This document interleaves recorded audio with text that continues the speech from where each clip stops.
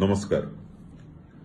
गत रातिठू आरंभ करी आज सकाळे आपण माने देखिथिबे कि फेसबुक रे किभली भाबरे ओडिसार पूर्वतन मुख्यमंत्री आम समस्तक प्रिय नेता विजु जनता दल सभापति एवं भारत वर्षर जड़े अनन्य राजनेता श्री नवीन पट्टनायक एवं तांकर घनिष्ठ सहयोगी श्री बीके पांडियन तांकर पत्नी श्रीमती सुजाता पांडियन को नहीं जेभली भावरे अशोभनीय अरुचिकर असंवेदनशील एवं अत्यंत कदर्य भावरे चित्रण करा जायछि सेटा केवल जे घृण्य ता नुहे से अक्षमणीय।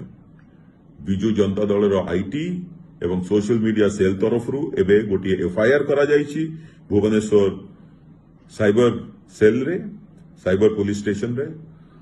और जदि आ उपरे पुलिस कोनोसी कार्यानुष्ठान तुरंत न नियंती ताहाले परिणाम भयावह हेबो भयंकर हेबो।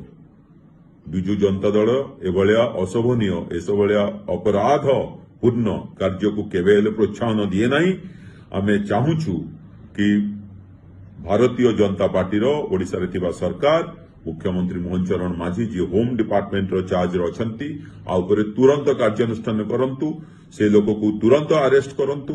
आ जदि से न करंती ताले आमे जानिबु कि एभलिया चित्रण एभलिया घृण्य कार्य पछरे सरकारकर हाथ अछि तांकर पार्टी भारतीय जनता पार्टी रो हाथ अछि। आ जदि ताहा हुए ताले विजु जनता दल राजा रास्त को ओलेइबो एथिरे कोनोसी दुईमत नाही।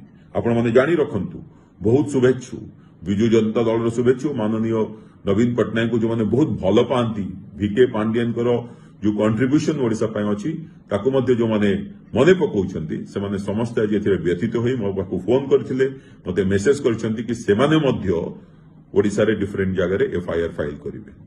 तेणु सरकार को मु चेतावनी देउछि कि आ उपरे तुरंत कार्यानुष्ठान ग्रहण करंतु।